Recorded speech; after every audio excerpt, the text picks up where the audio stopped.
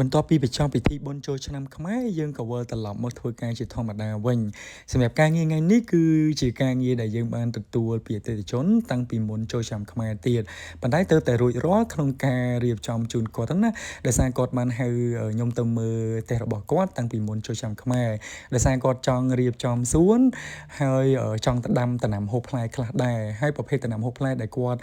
ចង់បានគឺប្រភេទក្រូចឆ្មាខ្មែរក៏ដូចជាប្រភេទស្វាយហើយនឹងដើមផ្កាព្រាថងមួយដើមសម្រាប់ដាក់ខាងមុខផ្ទះហើយនឹងការរៀបចំស្មៅសារឡើងវិញក៏ដូចជារៀបចំសួនខាងមុខតិចទៀតណាប៉ុន្តែសម្រាប់ថ្ងៃនេះគឺយើងបង្ហាញតាក់ទងជាមួយនឹងការដាំដំណាំហូបផ្លែជូនគាត់មុនអញ្ចឹងដូចអ្នកទាំងអស់បានឃើញអញ្ចឹងយើងកំពុងតែធ្វើការដាំនៅប្រភេទក្រូចឆ្មាខ្មែរក៏ដូចជាស្វាយហើយសម្រាប់ស្វាយយើងដាំរួចរាល់ហើយអញ្ចឹងយើងមកបន្តចូលដល់ដើមក្រូចឆ្មាខ្មែរ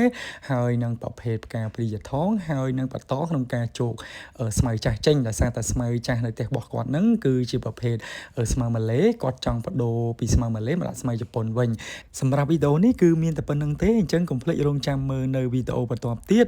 យើងនឹងធ្វើការបង្ហាញពីសកម្មភាពក្នុងការរៀបចំសួនបន្តទៀតជូនអ្នកទាំងអស់គ្នាមើលណាអញ្ចឹងកុំភ្លេចរងចាំទាំងអស់គ្នាហើយបើសិនជាមានបំណងចង់រៀបចំសួនកុំភ្លេចអាចតាក់ទងបានជាមួយនឹងសួននគររាជ598ទាំងអស់គ្នាណាអរគុណ